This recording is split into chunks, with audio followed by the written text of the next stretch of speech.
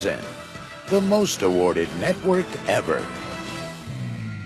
A pretty good spring so far for Falcons quarterback Matt Ryan. Became the father of twins. And after agreeing to a 5-year extension worth $100 million in guaranteed money, he is the first player in NFL history at any position to receive a deal worth $100 million in guaranteed money. Hard to argue that Ryan's production since he entered the NFL a decade ago has been solid. Ryan has the most passing yards in his first 10 seasons for any quarterback in NFL history. The only other quarterback to throw for 40,000 yards in his first 10 seasons is Peyton Manning. So that's pretty good company.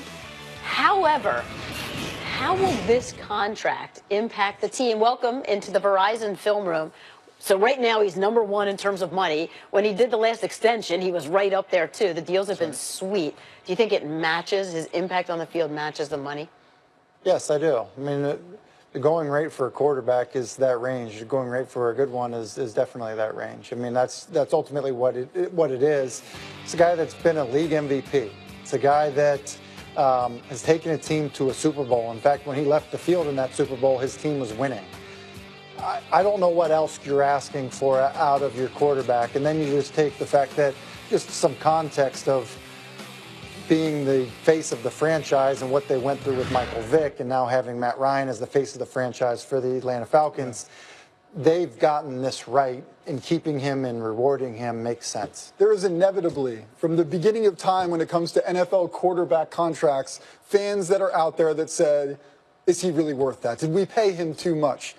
You have to look around at the landscape. And look, there's a reason right now that Aaron Rodgers is waiting to do his deal after Matt Ryan. Like, it is known, even by Matt Ryan, that Aaron Rodgers is going to make more money than Matt Ryan. And we're going to be having that discussion in 2 weeks. And no one's going to flinch because it's Aaron Rodgers, but there's always somebody after that person who's going to wind up getting paid more. That is just the way that the NFL landscape works. That's how it happens with the salary cap increasing each year. And quite frankly, if you're a Falcons fan, you just have to say, if we don't do this, what else do we do? And with that alone, it's worth it. So let me just push back just a slight bit and use Tom Brady and his contracts as an example of being able to also make the team around you better. Because this MVP season, the Super Bowl season, think of how young the running backs were and what they were making, not much. How young, remember how young the defense was, how much they were making, not much. So you have all those mid-level players who make your team really great. They're the foundation, special teams players. With Matt now making this much, can you keep all of that stuff around him? No, you can't. And it's easier to win a Super Bowl with the structure where your quarterback is on a rookie contract and you're able to put awesome players around him. It is a team sport. And that's the reality of it. It's easier to win that way. And I truly believe it. The difference is, or at least the rub on it is, if you're Matt Ryan, you play football for a living. Okay, that's how you earn your income. He's going to make over $300 million based on this new contract in career earnings, which is more than Peyton Manning as a player. And so his job, the way he probably views it and the way most guys view it is, this is how I make my living. Pay me what I should get paid based on how everyone else in the position is getting paid. And if that means we don't win a Super Bowl because you can't put guys around me, like, that's your problem. That's right. You need to put better players around me because we're not the only organization that is investing this much in the quarterback position. This is where the general manager's job gets especially tricky. Not just in scouting players in the draft. It's if you're going to pay the quarterback, you're going to have to find you are going to have to find those players in the draft, those gems that are going to step up, and they might not play quarterback, but it might be a pass rusher who's going to get paid after 5 years. You've got to hit in the draft if you're going to pay your quarterback. Thomas Dimitroff, for example, the general manager of the Falcons, completely understands that, knows that I got my quarterback. I'd rather do this than take a shot on a rookie, and I'll just make it work over here. I'll draft better players behind him that step up and get the job done. And I'll say this. We just had their roster up, their offensive roster up.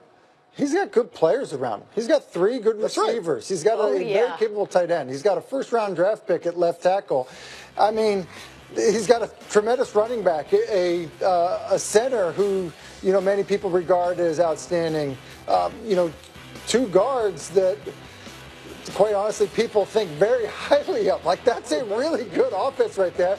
And then you can look at the defensive side of the ball. I know we don't have a graphic up on it, but they've got good players on that side of the ball as well. So, look, if you are good in the front office, you can still make it work. By the way, if we really want to dig in, you mentioned Tom Brady. This is the reason why people who are on the Tom Brady side of the coin, and I'm not trying to open a bag of worms here, but that's why people who support Tom Brady say, yeah, that's why he deserves a lot of the credit, not just Bill Belichick. Right, and because give me some love. was able to do this with such an incredible quarterback who was taking below market. That is obviously the best of both worlds, but certainly not something that Matt Ryan should feel beholden, should feel like he has to do. Correct. No, and quite honestly, most guys don't. Because here's what happens. If the top tier guys are taking less money, you know what that means? Less money for the other quarterbacks. So they go, wait a second. Yeah. Aaron Rodgers would be like, wait, man, you were just supposed to raise the bar. Yep. Like, that's how it works. When you see each other at the Pro Bowl, it's like, no. Get that guy plus $1 so I can get yours plus $1. 100%, man. Look out for your other quarterback, not for your... Since you both mentioned Aaron Rodgers, we'll talk about that later. Okay. And you said 2 weeks, so we'll see. Yeah. All right, when we come back, Carson Wentz sat down with Sal Paolantonio to talk about how different the postseason was for him and why he won't let that Super Bowl hangover hit Philly. The guys that had that experience of not being able to play in the Super Bowl, and the guys that were injured, we'll make dang sure that complacency is definitely not going to be an issue. Plus, we explore the NFC West, where things are looking a lot different. Will Russell Wilson have enough help?